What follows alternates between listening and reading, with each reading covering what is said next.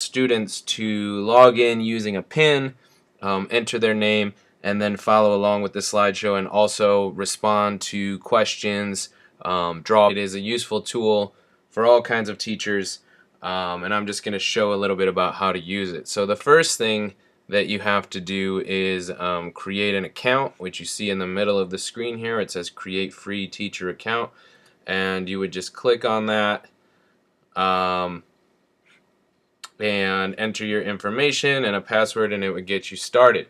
Now, if you aren't sure about what type of account that you might want, because there's different levels of accounts, first of all, you could check with your school or district to see or your district. I'm sorry, your district might already have paid for a school account or a district account.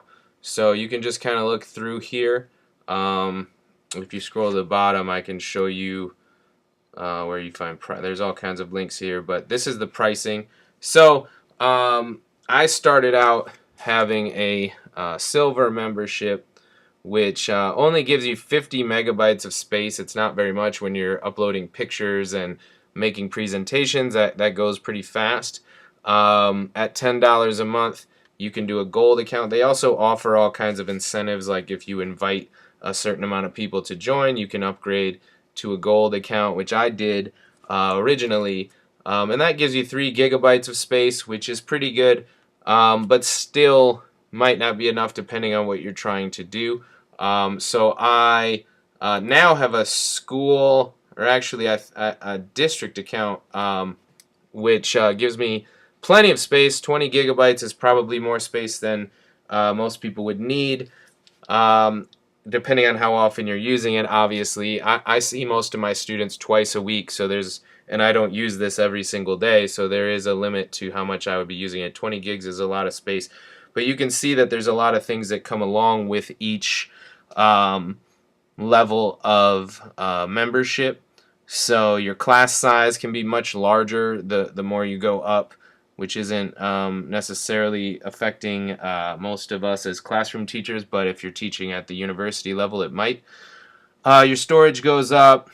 You can use different platforms on any level, so that means that students can log in using a tablet or a phone, or basically just about whatever they have. As long as it can connect to Wi-Fi and isn't super old, it should work. And you also get basic features like reports and things like that. So as you go up, you start to get more premium features like integrating into YouTube, advanced features like student note-taking, private library, etc., personalized training and support. And at the district level, they have dedicated on-site training and professional development, which might be important for some people who are a little bit more technologically challenged or haven't done a lot of this stuff in the past. So you just kind of have to sign up, and I would talk to your principal or your district and see if they've already paid for it, or what they're willing to provide for you if you want to use this. So now I'm going to sign in and kind of show you how to create things using it. So I go up here to my sign in. I'm going to enter my address. That's my school email. And when I log in, it takes me here. And I'm going to walk you through kind of each of these tabs first of all. So you can see these are all things you can click on. The first one that I'm going to show you is My Library. So this is lessons that I've already created. And you can see that this is something they've added recently. You can organize it into folders. So I teach multiple levels. I teach 3rd grade. I teach 4th grade. I teach 6th grade, which is also the equivalent of Spanish 1A at my school. So I have these folders. I'm also doing some materials design for my experiential module, which this teacher guide is part of. So I created a folder for that, and when you click on a folder, it takes you into there, and you can see all the lessons that you've created. These are a bunch of instruction and assessment lessons that I've created so far. If I go back to my library, some things don't fit into a folder necessarily, or there's some lessons that maybe I've started creating and haven't finished. This is one, this Dia de los Muertos one is one that I did not create. It's one that I purchased, and you can purchase lessons. Some of them are free, some of them you have to pay for. I'll show you that in a minute. So the folders thing is really nice because you don't have to scroll through. Previously, you just had to kind of find it in your library, and when you start building up, as you can see, I have you know, well into the 30s or so, or 40 lessons, and it can get a little bit difficult to find. So that's my library. I'm going to go back to the home page. Now here you can see that there's a tab that says Explore. Now you can also explore lessons where you can purchase them, or you can find free lessons. Like this says top free lessons. So one that I might be interested in is Countries of South America. It's for grades 6 through 8. So I might want to look at that because I teach Spanish. But there's all kinds of stuff, and it's geared towards all different subject matters. You can search by subject. You can just kind of browse these things and click the arrow to the right and scroll through them. Or you can search in the search box to see if you can find something that you're looking for. And it's expanding all the time. There's different lessons added. There used to be very little foreign language stuff. Now there's more of that. And some of it's pretty good. I don't know how the process works because some of the people are teachers who end up having their lessons included in Nearpod's library. I don't know how you make that happen.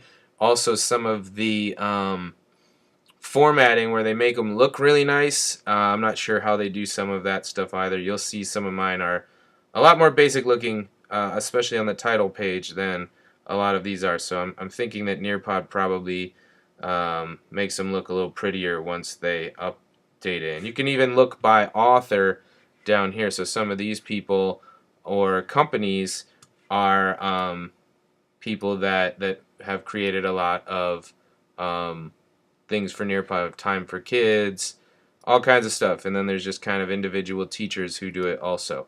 So that's how you find lessons. I tend to create them more than search for them. I'm going to go back to home here. Now join is something that you wouldn't really necessarily click. That's when you're trying to join a lesson that's already in progress. But you'll see in a minute that you don't even have to have an account or sign in order to join a lesson. One thing I'll show you, and before I get into creating something, is reports.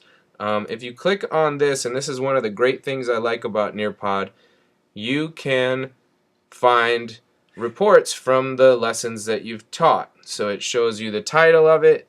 If you were to click on it, it would show you more information about the students who used it, what they answered to questions that you embedded into your lesson. And it's a great tool for formative assessment or for summative assessment if you want to create unit tests or anything that you really want on here. You can. And then you can kind of look back through and analyze whether students have, you know, learned the information that they were supposed to learn based on the questions that they answer and if they're answering them correctly or not. So that's a great tool, and it saves it pretty much forever. So you can look back through and sort of see how people answered the questions. So, and I believe when you click on it, these are when I click on this one, this Unit 3 review, it gives me all the different sections that I used that with. So I have to kind of click and figure out which class it is based on their names. One really important thing when you're using Nearpod, when students enter their names at the beginning, is to have them enter their actual name, not a nickname or not something that you don't recognize, because that's going to make it hard to use as an assessment tool if you're not sure who they're talking about. Now, I can either go back to that home page right now, or I can click on Create if I want to make something. I guess first I'll go back to my library and sort of show you a lesson to show you kind of how I do it, or how I might do it, depending on the lesson. So I'll give you an example here, one that I recently created around reading instruction for weather terms. So I'm just going to do a preview here. So when I preview this, and it tries to give you related content, I'm not sure how related these subjects are here. Alright, so this is a preview of a weather slideshow that I made. You can see there's 22 slides. So as we go through, I talk about what they're going to do in it. This is about the weather. You're going to learn terms for el tiempo, or the weather. Before we begin, why don't you describe what the weather is typically like in Latin American countries? So I like to have something interactive right at the beginning, so students are hooked in. They have something to contribute. They're not just sitting there looking at a screen, but they actually have to start thinking. So that's that kind of anticipatory set that we all love to try to figure out. I don't know if this one's super great, but it's something to get them thinking. And I said to respond in English. This is made for 3rd grade, so you know, their Spanish skills are not super advanced at this point. They're actually very much at the beginning novice stage of proficiency. So there's going to be as much Spanish as possible, but there will be times where I use English or where I ask them to respond in English. So then they answer the question. You know, most kids are probably going to say it's hot, because when they think of Spanish-speaking countries, they're probably thinking of Mexico or places in the Caribbean or Spain. So if you said hot, you're mostly correct. Much of the Spanish-speaking world's here in the tropics. But, or however, here's Argentina. Here's a picture in Chile. Here's Bolivia. So parts of South America are very close to Antarctica or very high in elevation. So you see, I can embed all these pictures. Now we're going to talk about the weather. And I just, the way you find these pictures, you'll find in a minute. There's a simple Google search within Nearpod that allows you to find images. So I like to talk about why we're doing this. It can be a great way to start a conversation with someone who you don't know. So then, here's a picture. And typically, if I'm teaching this, I'm going to say it first and have them repeat it, so they're hearing the term and seeing a picture of it before they're seeing the words. So in this case, it would be hace calor. So I show the picture first with no words, then I go to the words. And I just kind of continue that. This picture's from earlier, but hace frío. And then I might throw in a question. What best describes the weather today? Hace frío, hace calor, or ninguno de los dos. So giving them an opportunity to respond to something, kind of a quick check-in. Did they understand?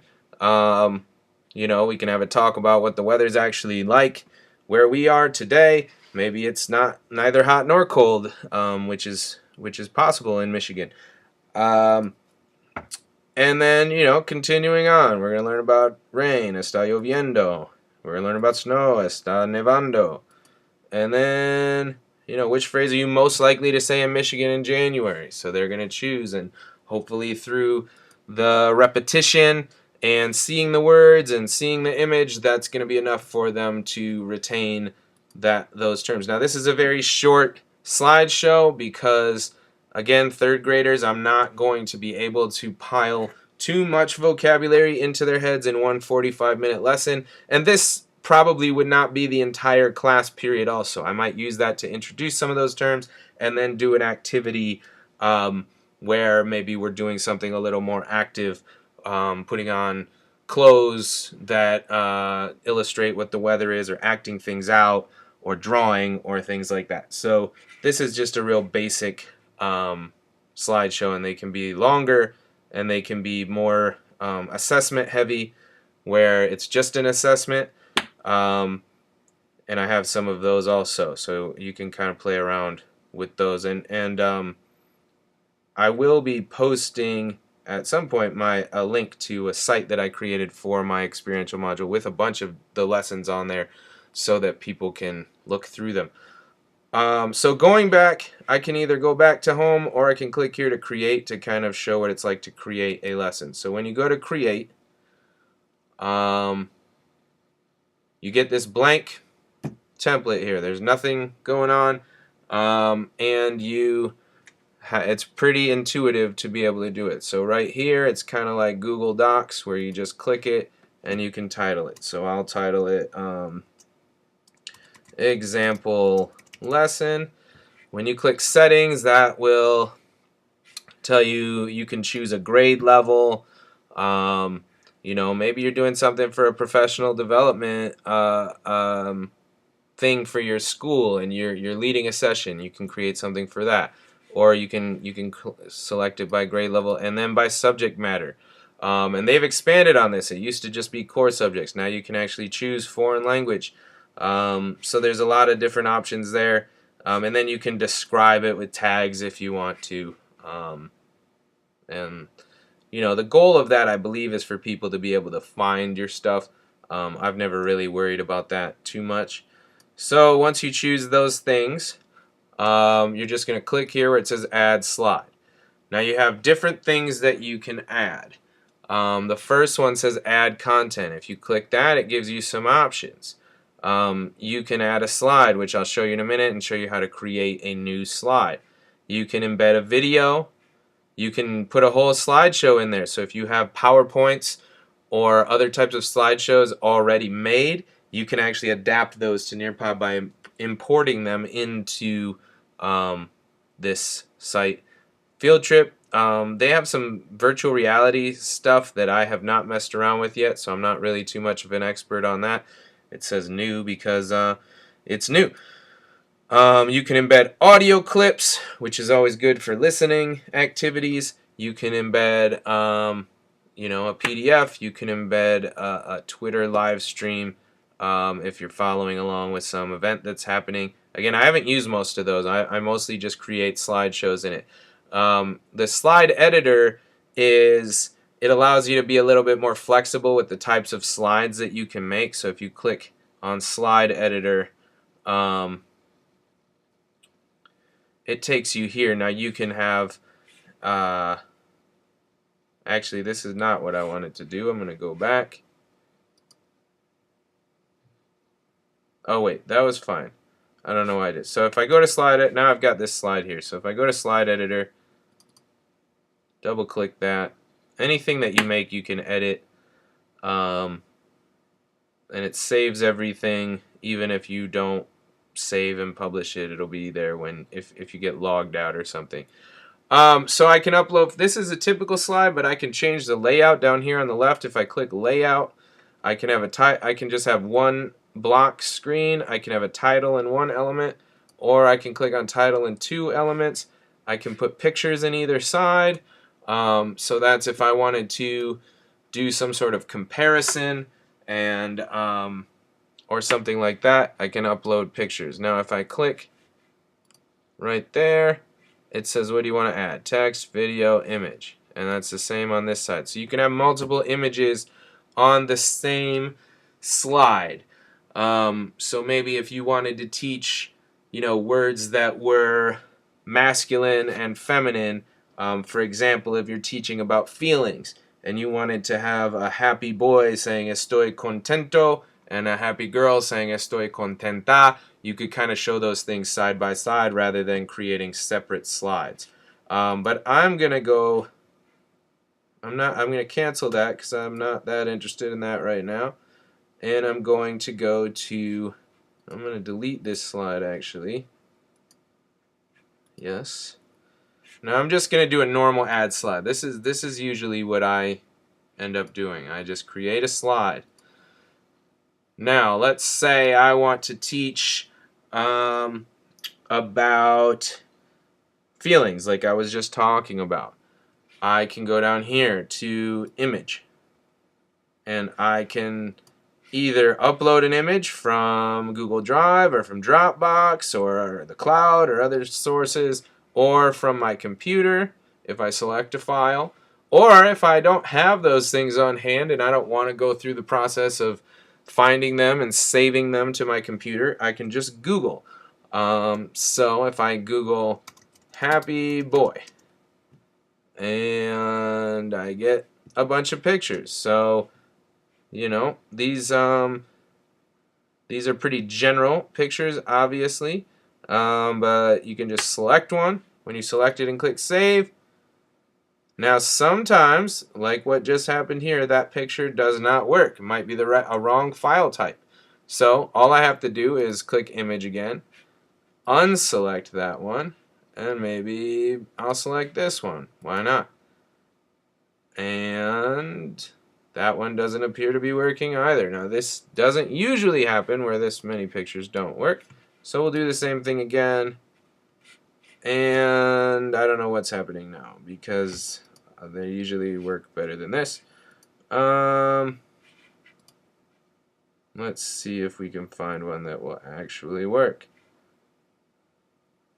This is the joy or the detriment of technology sometimes, is that it doesn't always work. Now let's see if maybe it worked and I just can't see it for some reason on this screen. So if I click save, okay, so my picture is actually there. For some reason it did not show in the preview screen, but if I go back now, it's there. Now this one has some watermarks on it. I might not want to use that picture. Generally I don't use ones with watermarks, but this is just an example. So I can add text to this, and when you click to add text, there's always going to be a title and the ability to add text down here. Now I might only want one or the other. If I only type up here, that's the only text I'm going to see. Click to add text will disappear. So I might, since this might be introducing this term, estoy contento, I'm not going to put any words. I might just use an image the first time and have them listen to me say it and repeat what I'm saying, and practice using it before they see the words. So I might just save this as it is. Now if I want to make a new slide with that same picture but with words on it, it's real simple. I just hover over it, I right click it, I click copy, and I right click again and I click paste, and it duplicates the slide. Now I can double click on this one and open it and click text, and now I can type in estoy contento and click save, and I'll have it. So then that's kind of how you create a slide. Obviously you can put more words in there. You can put words on the bottom and the top. You don't have to put an image if you just want something for them to read. Maybe for a reading instruction thing you would do a conversation that you type out, or you could do just a paragraph. There's all kinds of things you can do, and you can obviously upload things from Microsoft Word or things like that, so you have to retype it if you don't want to. Now let's say I want to add an activity. I don't usually do a lot of add web content.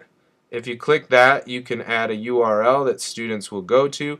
I don't do a whole lot of that, and sometimes if I want to do that, I just you know, have them open a link in another tab or something like that. So I'm going to get out of that. Add activity. Now here's where Nearpod's really cool. You can add all these different types of activities. There's open-ended questions, there's polls, there's quizzes, there's draw it, there's fill in the blanks, and memory tests. So the ones I use mostly are polls and draw it, little bit of open-ended questions, and then sometimes I'll put a quiz at the very end of the unit, or of the lesson, I should say. So I'll show you a poll question first. These are very easy to create. So I might say something like, since we're on estoy contento, I might say, estoy contento means, and then I'll type different answers. I am happy, I am sad, And you can add as many answers as you want. So if I add one, I am hungry, and then I just click save, and now I've got a poll that students can look at. Now, sometimes you may want to project the slideshow up onto your whiteboard, your smart board, if you have one. However, you may want to use to blank the screen out or to freeze it when you have a poll question, if you don't want students to be able to see each other's answers. Because when you do a poll and students are answering it, there will be a screen that on the teacher view, you will see the screen being populated with answers, and you'll start to see a graph. So what I usually do is I do not show it on the screen at all. Usually I put the pin up on the screen at the beginning so they can log in, and once everybody's logged in, I turn the screen off because they're seeing everything on their screens anyway. They don't need to see it on the front of the room, and it sometimes just adds more distraction than it needs to. And also, then they don't see the poll answers. Now, when they finish answering a poll, you can share the results of it, and it's not going to tell them who answered what. It's just going to give them a graph with the percentage of students who answered whatever the answer was.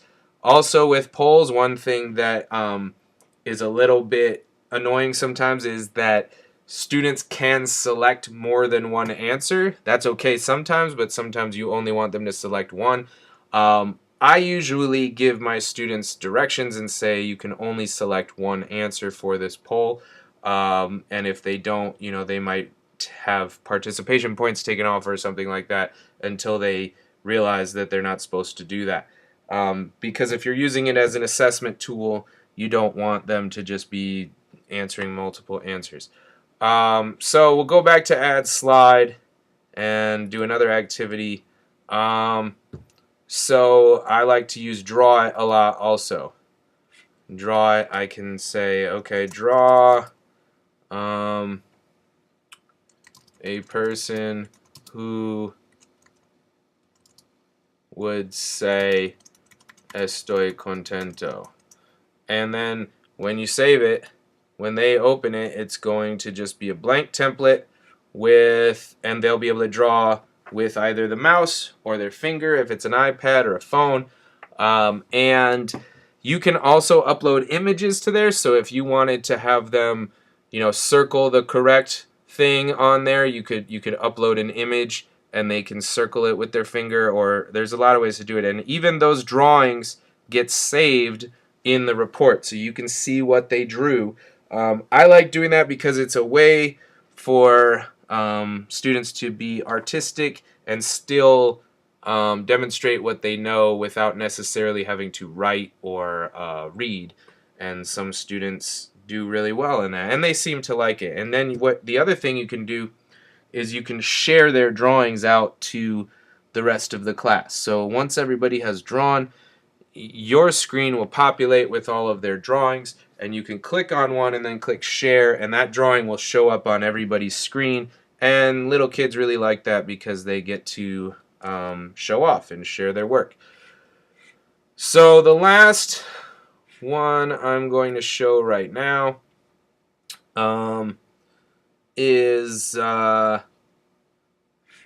open-ended question. Is really just you type a question and then they're going to type a response to it. So a lot of times I do that as more of a cultural question or something to get them thinking, like in the one that I showed, the example that I showed of the weather lesson, where they had to answer the question about what the weather is typically like in a Latin American country. A lot of times I use it like that. For older students who have a higher level of proficiency in writing, a lot of times I'll have them write something in Spanish for that also, or I might even use it as a writing assessment where they have to write a paragraph or something like that. A lot of kids these days would rather type than write, so sometimes it's a good option for assessment because they're more used to using keyboards than they are using a pen or a pencil. So I'm not going to really show this. And anytime you click cancel, it kind of takes you back to the previous thing you were doing. So I'm going to show you a quiz. And a quiz is really set up the same way as a poll. You can enter a title to the quiz. You can upload images for each question if you want to. So when they see the question, you know, sometimes I just put funny stuff with it. Other times I put relevant things to the question. But you can add as many answers as you want here, and you can add as many questions as you want, and then it loads. And when they answer the questions to the quiz, it tells you what questions they got correct and what questions they got incorrect. And you can only have one correct answer on quiz questions. So sometimes that's better. It's better to use a quiz question than a poll, because they'll be limited in their answers. But at the same time, the quiz doesn't allow you to share the result. It only shares their own results with them. So if you want to do a poll and share the results of the class, so you can kind of have a discussion about what everybody's thinking and all of that, then a poll would be better. So it really depends. You can do a one-question quiz if you're not interested in sharing the results with everybody and you just want them to be limited to one answer. But usually it's not too big of a problem as long as you tell them, hey, you can only answer one time.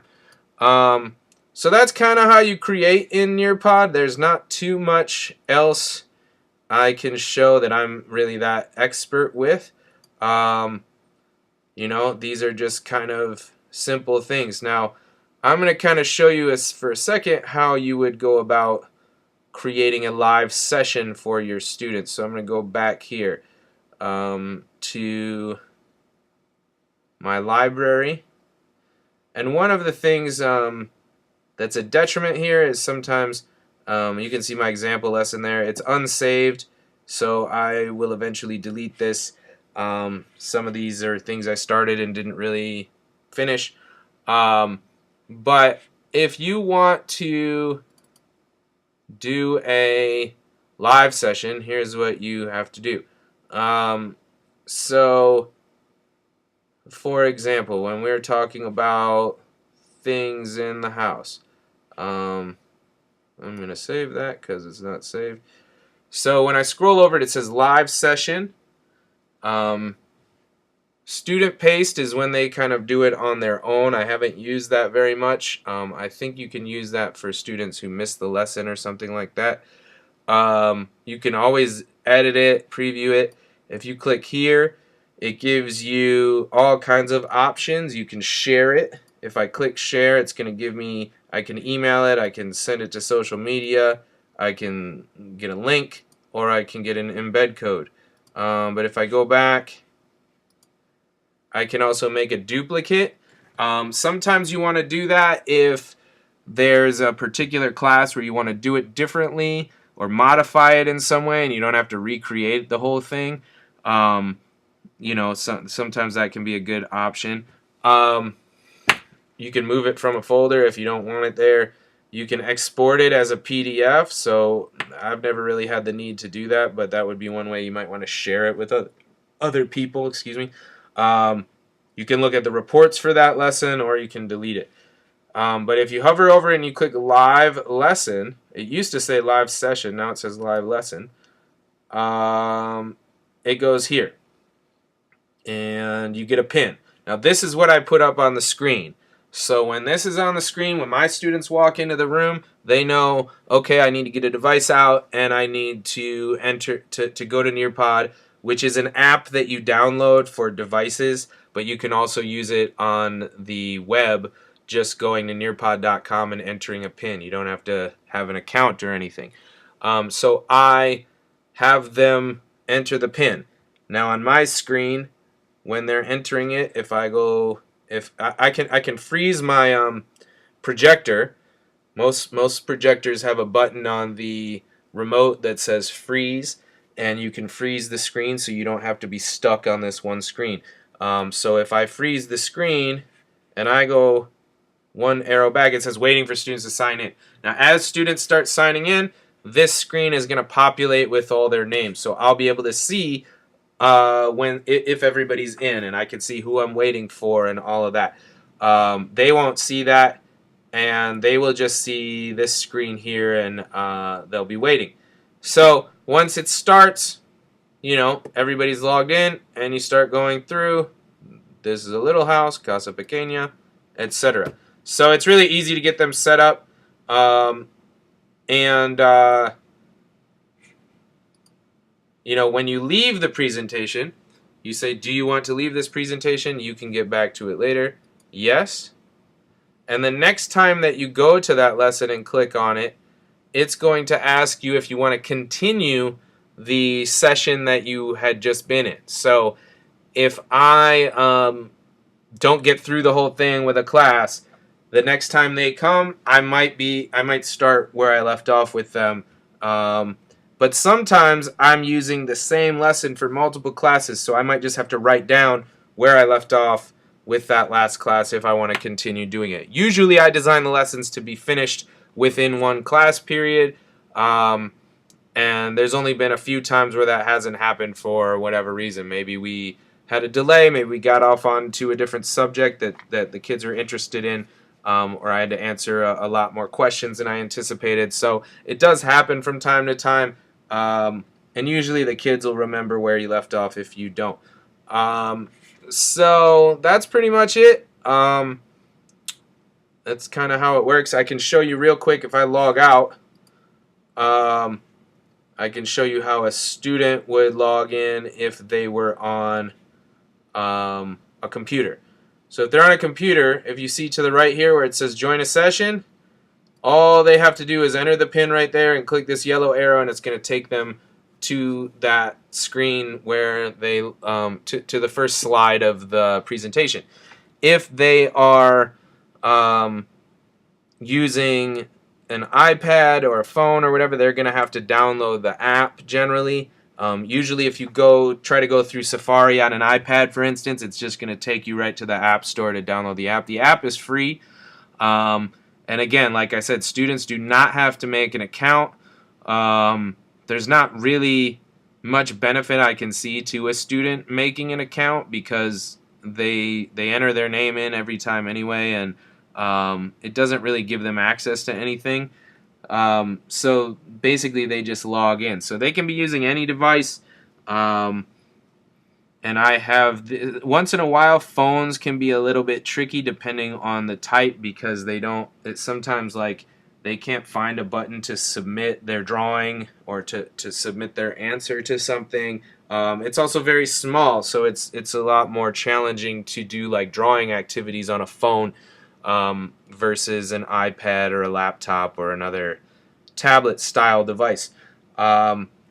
So that's pretty much how Nearpod works. You can find it in the App Store or Google Play or wherever you use stuff, and I would just encourage anyone to play around with it. It's really not difficult. I hope you saw that with the creating it. I think it's a lot faster than creating PowerPoints or things like that where you have to save images.